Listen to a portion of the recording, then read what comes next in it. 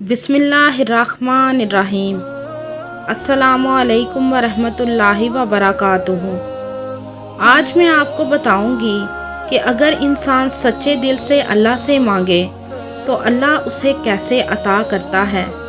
तो इससे पहले आपसे गुजारिश है कि आप मेरे चैनल हमना वॉइस को ज़रूर सब्सक्राइब करें और साथ दिए गए बेल आइकन को भी लाजमी क्लिक करें ताकि फ्यूचर में आने वाली मज़ीद ऐसी वीडियोस की अपडेट्स आपको मिलती रहे।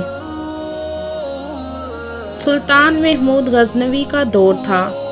एक शख्स की अचानक तबीयत ख़राब हो गई तो वो तबीब के पास गया और तबीब से कहा कि मुझे दवाई बना के दो।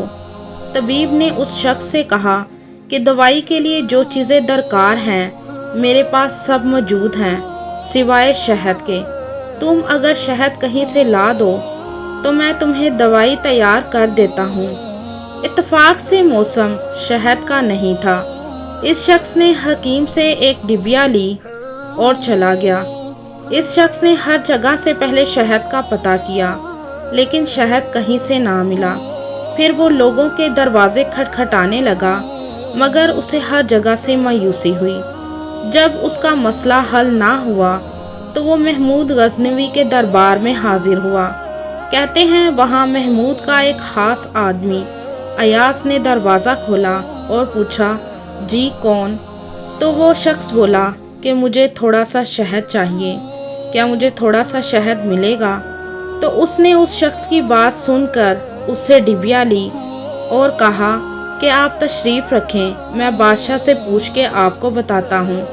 बादशाह का खास आदमी अयाज वो डिबिया लेकर बादशाह के सामने हाजिर हुआ और अर्ज़ की कि बादशाह सलामत, एक साइल को शहद की ज़रूरत है।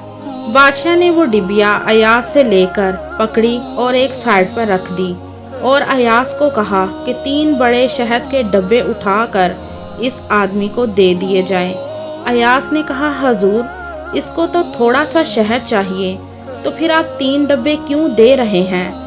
बादशाह ने अयाज से कहा, अयाज वो मजदूर आदमी है, उसने अपनी हैसियत के मुताबिक मांगा है।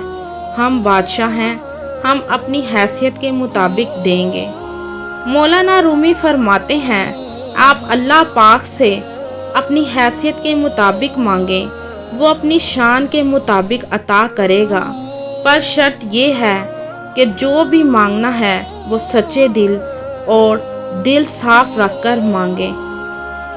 इसलिए हमें चाहिए कि हम जब भी अल्लाह ताला से मांगे सच्चे दिल और नेक नियत रख कर मांगे। अगर आपको ये मेरी बात पसंद आई हो तो कमेंट में ज़रूर बताइएगा और इसे दूसरों के साथ भी शेयर कीजिएगा।